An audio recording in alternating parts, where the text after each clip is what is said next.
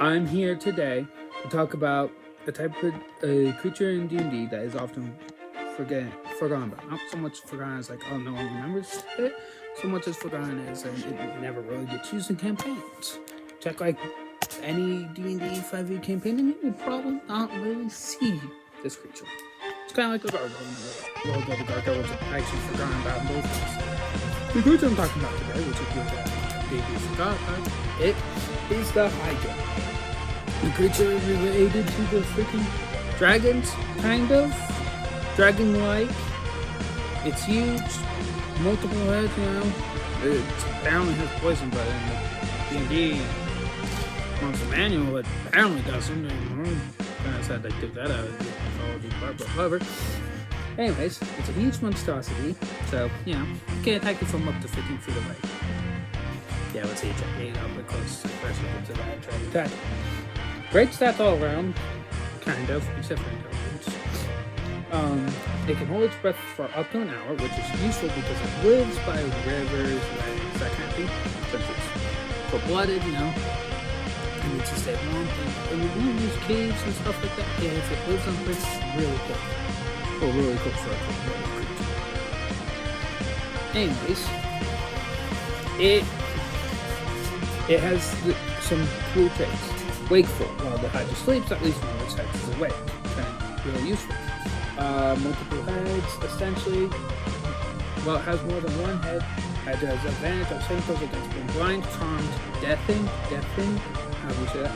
Frightened, stunned, and knocked unconscious. Also, if in any if it takes 25 or more damage in a single turn while its head dies.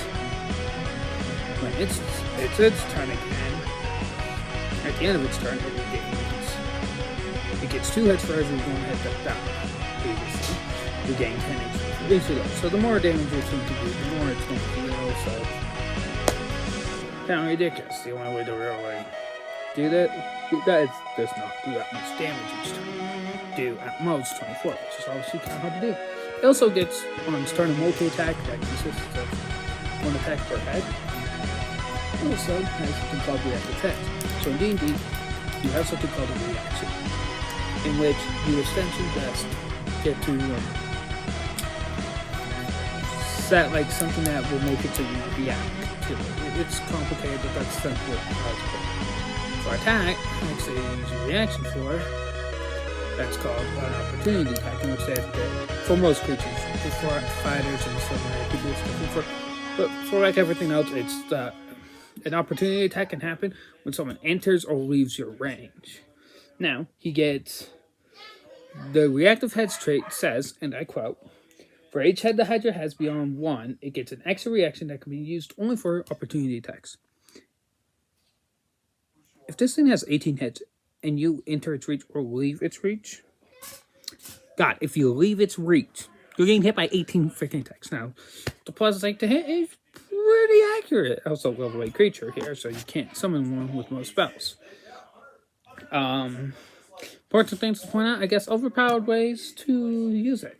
First of all, if you have someone who's over on the sidelines just constantly healing this creature, yeah, you're screwed.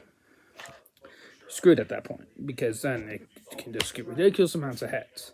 Also, another thing on the heads thing, every time it would regain heads if it took fire damage, that time he would have, like, that, say your barbarian has a flaming, a great axe that does fire damage, okay? Even if you did like 38 damage, which is more than enough to make it lose a head, it still loses the head, but it's not regaining heads after that, from that attack specifically. Interesting things. Another interesting thing about it is if you have someone like, I don't know, like a lizard folk, goblins, or kobolds, set a trap around, or a arena trap. Heck, for arenas, it could be really any race who does this. Every time someone's attacking the Hydra, just have a trap from above, make a ball fall on them, and that's the right way. That the only way to avoid it is if they go backwards. So, you succeed the dexterity saving throw, you dodge the boulder, then you get hit by like freaking 20-something Hydra heads. You fail to avoid the boulder, you take a lot of damage. And then it's going to be the Hydra side that you're going to get hit by like 20-something attacks. This thing can have like 40 plus heads. if you use it to max HP, of course, because D&D gives you a minimum, median, middle amount of HP, but it does tell you the hit dice for it. So if you do the calculations, it's scary. So usually it has an armor class of 15 and 172 HP. However, using the max HP, still 15 armor class, that part didn't change, but now it's 260 HP, which is a freaking increase of 88. That's a lot of HP. So, anyways, about the Hydra. They also have infinite food. See, because they live by water, obviously the things they probably eat the most is things that come by the water to, well, get water. Or just mainly fish.